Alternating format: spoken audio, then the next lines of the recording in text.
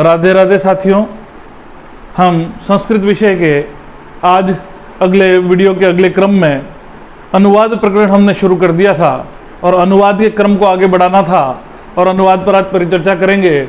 आपको शब्द रूपों का ज्ञान करवाना कैसे है, क्या शब्द रूप हैं, किस प्रकार उनको तैयार करना है, उस पर पहले हम बात करेंगे। फिर धातु रूपों पर बात करेंगे, उसके बाद हम अनुवाद पर बात करेंगे, फिर कारकों पर बात करेंगे। इस प्रकार से हमारा क्रम चलेगा।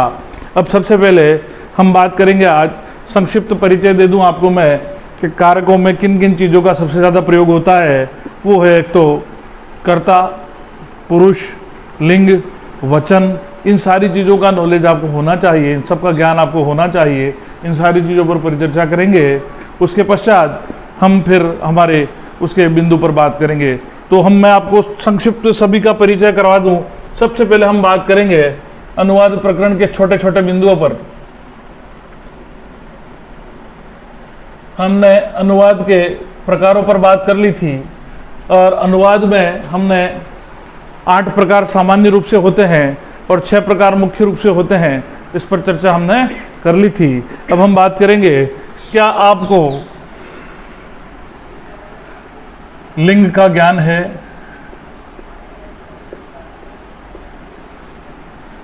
क्या आपको वचन का ज्ञान है, क्या आपको पुरुष का ज्ञान है, क्या आपको कर्ता जिसको हम सब्जेक्ट कहते हैं उसका ज्ञान है। सर, इन सब के ज्ञान क्यों जरूरी है? तो पहले एक बार समझ लें कि लिंग का ज्ञान होना इसलिए जरूरी है क्योंकि आप जिस शब्द रूप का प्रयोग कर रहे हैं वो आपको किस लिंग में करना है वाक्य में, क्योंकि आप हिंदी से संस्कृत में जब ट्रांसलेट करेंगे तब आपको प्रयोग करने के लिए आवश्यकता पड़ेगी। तो साथियों, इसलिए कहते हैं कि लिंग का ज्ञान होना अत्यावश्यक है और आपने प्रत्यय पहले पढ़ लिए हैं, इसलिए आपको लिंग का ज्ञान करने में कोई आपत्ति नहीं होगी मेरे मायनों में, क्योंकि परिभाषा से लिंग का निर्धारण कभी होता नहीं। इस पर चर्चा हम पहले कर चुके हैं कि परिभाषा के जिस शब्द से पुरुष जाति का बोध हो उसे पुल्लिंग कहते हैं। तो क्या इस शब्द से ये कोई भी शब्द मैं दे दूं, जैसे मैंने संतोष शब्द दिया, आप क्या उसका लिंग निर्धारण कर पाएंगे? तो नहीं सर, हम नहीं कर पाएंगे, क्योंकि किसी शब्द जप, तप, इसमें से कोई भी शब्द मैं आपको लिख के दे दूं, आप उसका लिंग निर्धारण नहीं कर पाएंगे जब तक आपको प्रत्ययों का ज्ञान नहीं होगा। ठीक है जी। तो इसलिए कहा जाता है कि लिंग निर्धारण करने के लिए प्रत्ययों का ज्ञान होना जरूरी है। यहाँ पर मैं केवल संक्षिप्त परिचय इतना दूंगा कि लिंग किसे कहते हैं। तो जाति, कौन सी जाति सर? ब्राह्मण, क्षत्रिय, वो नहीं, वो जो परमात्मा के द्वारा निर्मित की गई 2 जातियां हैं। कितनी साथियों? केवल 2 जातियां। कौन कौन सी? तो स्त्री और पुरुष, 2 ही जातियां ईश्वर ने बनाई है, उस परमात्मा ने निर्मित की है। उन 2 जातियों पर हम बात करेंगे, पुल्लिंग और स्त्रीलिंग, और वो दोनों ही आपको पता होनी चाहिए। दोनों के नाम आपको यहाँ सामने लिखूं। इसे पुंलिंग कहा जाता है, पुल्लिंग नहीं कहा जाता साथियों। हम उसे गलत उच्चारित करते हैं और लिखते भी उसे गलत है। पुंलिंग, पुम का मतलब होता है पुरुष, ठीक है, ऐसा लिखा जाता है। आप ऐसा लिखते हैं वो गलत है। ये नहीं होता, ये कभी होता ही नहीं है। कैसा होता है? ऐसा होता है। ठीक है जी। दूसरा है स्त्रीलिंग।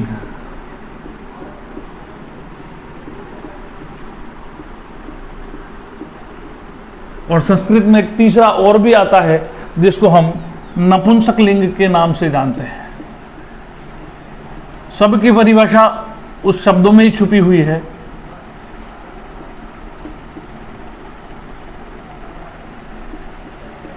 देख लें, इनमें से ही मैं इनकी परिभाषा निकालूंगा अभी। देखें आप सर, पुंलिंग, पुम माने पुरुष, लिंग माने पुरुष जाति का बोध होता है, उसे पुंलिंग कहा जाता है।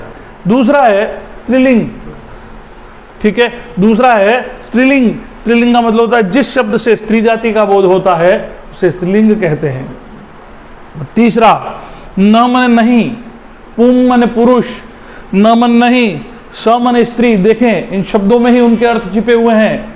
न माने नहीं पुरुष, न माने नहीं, स माने स्त्री। तो ना ही पुरुष और ना ही स्त्री जाति का जहां बोध होता है उसे नपुंसक कहा जाता है। तो साथियों ध्यान रखें, ये जो है वो 3 प्रकार के लिंग का निर्धारण होता है इस प्रकार से। और फिर हम बात करेंगे कि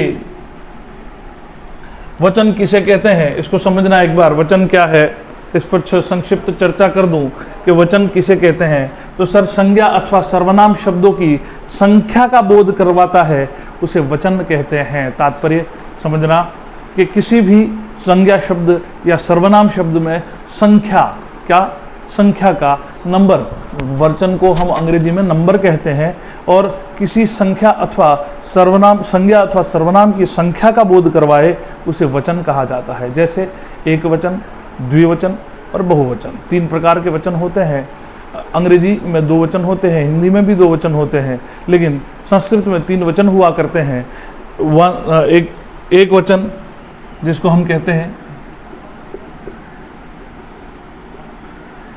दूसरा होता है द्विवचन, तीसरा होता है बहुवचन।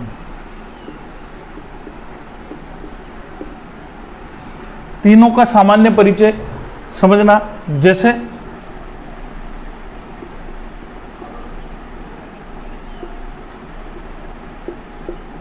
बालकः एक वचन है, एक बालक की बात की है, बालकः लिखा, कौन सा वचन निर्धारित किया गया, संज्ञा पद में एक वचन। जैसे सह, यहां पर भी एक वचन निर्धारित किया गया, ये सर्वनाम है और ये संज्ञा है। दोनों एक एक उदाहरण से आप समझ गए होंगे, दोनों में एक एक वचन का बोध हुआ है यहां पर, ठीक है। यहां पर रामौ, सर कौन सा वचन है, तो द्विवचन। सर यहाँ द्विवचन का प्रयोग हुआ है, 2 राम, कितने राम हैं, 2 रामों को बोध करवा रहा है। संज्ञा शब्द में 2 होने की संख्या का बोध करवाता है। और तौ सर्वनाम, 2, वह दोनों या वे दोनों, तौ, ठीक है जी। तो इस प्रकार होता है। और रामाहा, यहां पर भी बहुवचन हुआ, राम, बहुत सारे रामों की बात करी है। और ते करते ही सह तौ ते, यह जो है वो आपका बहुवचन हो गया, पुल्लिंग में ते, वे सब, ठीक है जी। इस प्रकार यह लिंग निर्धारण, यह वचन का निर्धारण होता है और वचन के साथ इस प्रकार चलता है। पुरुष किसे कहते हैं सर, तो पुरुष को अंग्रेजी में पर्सन कहते हैं। पर्सन, कितना, क्या कहते हैं साथियों, पर्सन। पर्सन हमारे अंग्रेजी में किसे कहा जाता है पुरुष, तो हम 3 प्रकार के माने गए हैं पुरुष। और पुरुष की परिभाषा के विषय में आप सुन लें और समझ लें कि वह जाति, समूह अथवा समुदाय में रहने वाला सजीव तथा निर्जीव प्राणी या पदार्थ, क्या कहते हैं कि जाति, समूह अथवा समुदाय में रहने वाला कौन, सर पदार्थ या प्राणी, क्या कहलाता है, सजीव अथवा निर्जीव पदार्थ या प्राणी पुरुष कहलाता है साथियों। क्या कहलाता है, पुरुष कहलाता है। समझ में आ गई होगी परिभाषा, आपको नहीं आई हो तो लिख लें आप। फिर से एक बार रिपीट कर रहा हूं कि जाति, समूह अथवा समुदाय में रहने वाला सजीव तथा निर्जीव पदार्थ क्या कहलाता है, वह पुरुष कहलाता है। क्या कहलाता है, पुरुष कहलाता है। अब ये 3 प्रकार के होते हैं, कौन कौन से, तो नंबर 1 पहला पुरुष होता है प्रथम पुरुष,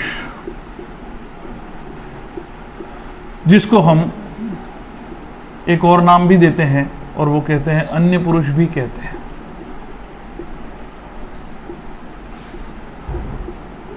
नंबर 1 प्रथम पुरुष या अन्य पुरुष। दूसरा होता है मध्यम पुरुष, ठीक है, मध्यम पुरुष। और तीसरा होता है उत्तम पुरुष।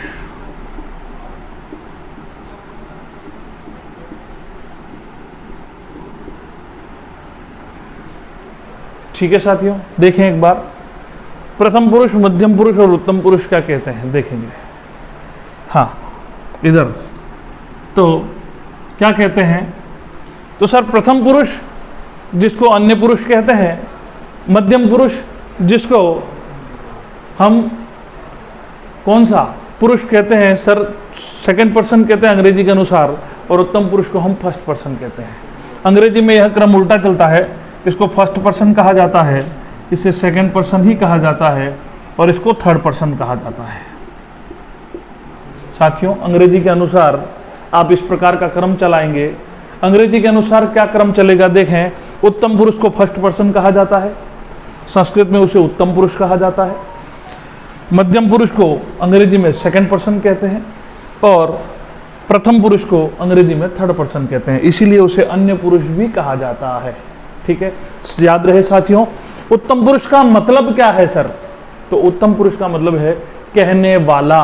क्या है साथियों? तो उत्तम पुरुष का मतलब होता है कहने वाला।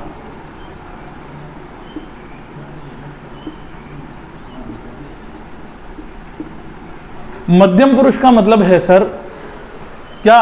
तो सर मध्यम पुरुष का मतलब होता है सुनने वाला। क्या होता है? सुनने वाला। साथियों, संस्कृत ऐसा विषय है, ऐसा ज्ञान है जिसको पढ़ने मात्र से आपका जो लहजा है वो क्लियर होता है और बुद्धि बहुत ज़्यादा तेज होती है। ऐसा कहा जाता है कि यदि आप संस्कृत विषय को निरंतर पढ़ते हैं तो आपकी बुद्धि की जो क्षमता है वो अपार हो जाती है, असीमित हो जाती है, आप बुद्धि कौशल के रूप में जाने जाते हैं, ऐसा कहा जाता है। साथियों, कहते हैं इसीलिए, और कहते हैं भगवान कृष्ण संस्कृत विषय के रूप में और सामवेद के विषय में उन्होंने कहा कि मैं साम हूँ। क्या कहा उन्होंने? मैं साम हूँ। कृष्ण कहते हैं कि मैं साम हूँ, क्योंकि 64 कलाएं, सभी प्रकार की कलाएं उनके अंदर विद्यमान थी, भगवान कृष्ण में है, और इसीलिए भगवान कृष्ण जो है वो इस धरती के श्रेष्ठ पुरुष कहे जाते हैं। और इसीलिए कहता हूँ, उन्होंने महाभारत के विषय में भी कई सारे तथ्य कहे हैं, मैं उस पर भी जिक्र करूंगा, लेकिन आगे बढ़ते हैं हम प्रथम पुरुष की ओर। और प्रथम पुरुष क्या कहता है देखें साथियों। प्रथम पुरुष कहता है सर मैं थर्ड पर्सन हूं, और यह होता है जिसके विषय में बात की जा रही है वह। सर ये कहने वाला है, ये सुनने वाला है, और उसके द्वारा इसको जिस विषय में बात की जा रही है उसे क्या कहते हैं सर? वो प्रथम पुरुष कहते हैं। जिसके विषय में बात की जाती है वह। तो साथियों, ये समझने की बात है कि सर कहने वाला कौन है? तो उत्तम पुरुष है। सुनने वाला कौन है? तो मध्यम पुरुष है, और जिसके विषय में बात की जा रही है वह प्रथम पुरुष है, जिसको थर्ड पर्सन कहते हैं। अब साथियों, इसका एक उदाहरण दे दूं, उन दोनों के उदाहरण देने की आवश्यकता नहीं है। ये कहने वाला इस सुनने वाले से कहता है कि भवभूति करुण रस के कवि थे। क्या कहता है? भवभूति करुण रस के कवि थे। इसने इसको कहा, लेकिन किसके बारे में कहा? तो सर भवभूति के बारे में। तो भवभूति कौन सा पुरुष हुआ? प्रथम पुरुष हुआ। ठीक है साथियों, इस प्रकार इस उदाहरण के माध्यम से आपको यह चीज क्लियर होनी चाहिए। अब हम मुख्य बात करते हैं कर्ता पर, क्योंकि बिना कर्ता के कोई वाक्य होता है, इस संपूर्ण संसार में बिना कर्ता के कोई वाक्य नहीं होता है। कर्ता भले दो प्रकार के होते हैं साथियों, लेकिन बिना कर्ता के कभी कोई वाक्य होता नहीं है। सर कैसे? तो उस पर मैं बात करूं आपको। कर्ता दो प्रकार के होते हैं। पहला होता है, वो होता है प्रत्यक्ष, और दूसरा होता है अप्रत्यक्ष। दो कैटेगरियों में बटे हुए हैं कर्ता। पहला प्रत्यक्ष होता है और दूसरा अप्रत्यक्ष होता है। प्रत्यक्ष कर्ता किसको कहते हैं साथियों? तो प्रत्यक्ष कर्ता वह है जो वाक्य में विद्यमान होता है, दिखाई देता है और सुनाई देता है, और उसी अवस्था को प्रत्यक्ष कर्ता कहा जाता है। दूसरा अप्रत्यक्ष, सर वाक्य में होता तो है लेकिन दिखाई भी नहीं देता है, सुनाई भी नहीं देता है, लेकिन विद्यमान जरूर होता है। अगर वो उसका निर्धारण आपने नहीं कर पाए, आप उसकी विद्यमानता को नहीं पहचान पाए, उसकी उपस्थिति आप समझ नहीं पाए, तो ऐसी स्थिति में समझना आप क्रिया लगाने में चूक जाएंगे और आपकी क्रिया गलत हो जाएगी। आप उस वाक्य की जो क्रिया है, जो धातु है, उसको लगाने में आप गलत कर जाएंगे साथियों। तो कहते हैं कि कर्ता का स्थान निर्धारण और कर्ता का निर्धारण करना बहुत ही महत्वपूर्ण माना गया है। बिना कर्ता के जो है साथियों कभी भी जो है वो वाक्य होता नहीं है। वो दो प्रकार के होते हैं, प्रत्यक्ष और अप्रत्यक्ष। यहां तक आप उतार लें या इसको स्क्रीनशॉट ले लें, फिर हम आगे बात करते हैं।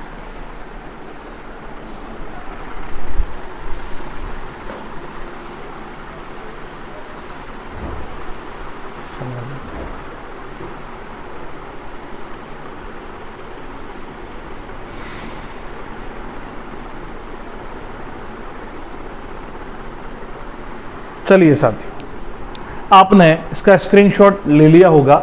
अब हम कर्ताओं पर चर्चा करते हैं विस्तृत, क्या है कर्ता, कैसे होते हैं, क्या होते हैं। तो दोनों प्रत्यक्ष और अप्रत्यक्ष पर हम चर्चा कर चुके। प्रत्यक्ष कैसे और अप्रत्यक्ष कैसे, तो दोनों का एक एक उदाहरण देकर के आपको समझाऊं। क्या कहते हैं प्रत्यक्ष समझना,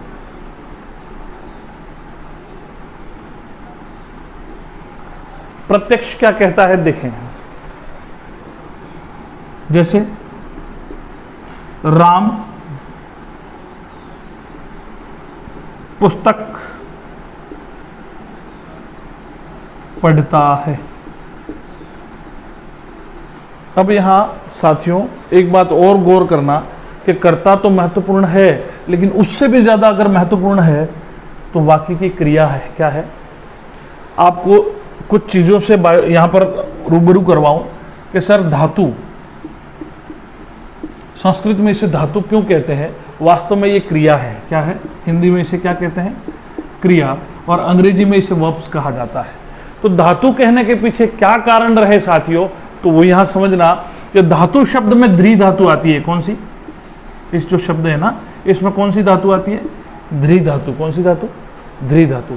और द्रि धातु का मतलब होता है धारण करना। क्या करना, क्या करना साथियों, धारण करना। तो समझिएगा कि द्रि का मतलब होता है धारण करना, तो वाक्य को जो धारण करती है उसे धातु कहते हैं साथियों। क्या कहते हैं, वाक्य को जो धारण करती है ना उसे धातु कहा जाता है। धारण करना किसको सर, तो सर वाक्य को धारण करना। ठीक है जी, वाक्य को।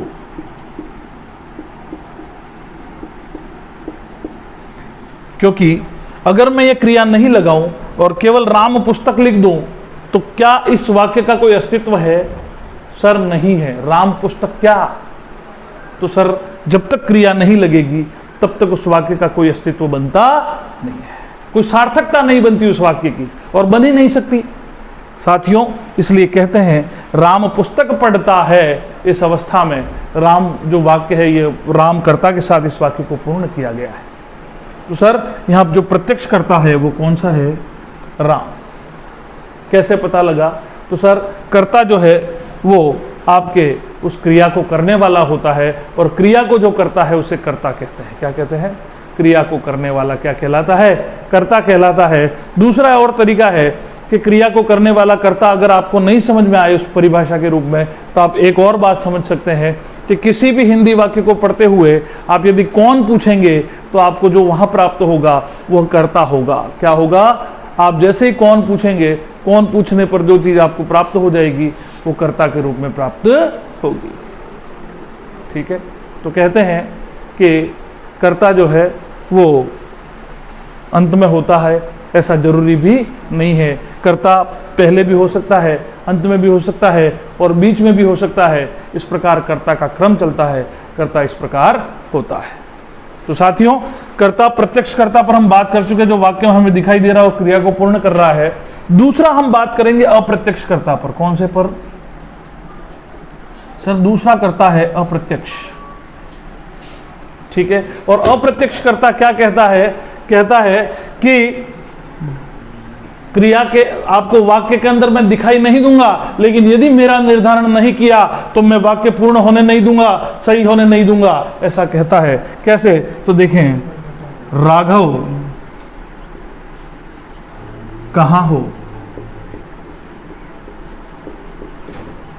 इस वाक्य में आप मुझे कर्ता ढूंढ के बताएं जरा, कर्ता है क्या इसमें साथियों। राघव कहां हो, इस वाक्य का कर्ता क्या होगा, इस वाक्य में क्या करता है, सर राघव, तो राघव तो संबोधन है क्योंकि उसके पीछे संबोधन सूचक चिन्ह लगा हुआ है। ठीक है साथियों, फिर कहा उसमें राघव कहाँ हो, तो सर इसका कर्ता कौन हुआ, मुझे तो कर्ता पे बात करनी है। तो इसका कर्ता आप निर्धारित कर पाए तो अच्छी बात है, अगर नहीं कर पाते हैं तो आप क्रिया लगाने में चूकेंगे, क्रिया आपसे सही नहीं लगेगी और फिर वह वाक्य गलत हो जाएगा। तो साथियों समझिएगा कि यहाँ अप्रत्यक्ष कर्ता है जो दिखाई देगा। अगर राघव को बुलाने वाला उससे बड़ा है तो वो क्या बोलेगा, राघव तुम कहां हो, क्या बोलेगा, तो यहां सब सर जो है वो तुम आएगा। और यदि राघव को बुलाने वाला उससे छोटा है तो कहेगा राघव आप कहां हो। तो या तो तुम या आप, ये दोनों अप्रत्यक्ष रूप से करता है और वह यहां आएंगे और उसके बाद उसकी क्रिया का निर्धारण किया जाएगा, क्योंकि बिना क्रियाकर्ता के क्रिया निर्धारित नहीं की जा सकती। वो एक सिक्के के दो पहलू है, कर्ता और क्रिया।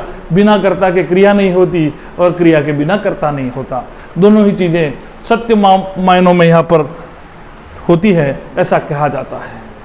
तो साथियों कर्ता के विषय में आप समझ गए होंगे। अब हम कर्ता कौन कौन से हैं उस पर अगले वीडियो में बात करेंगे। तब तक के लिए धन्यवाद।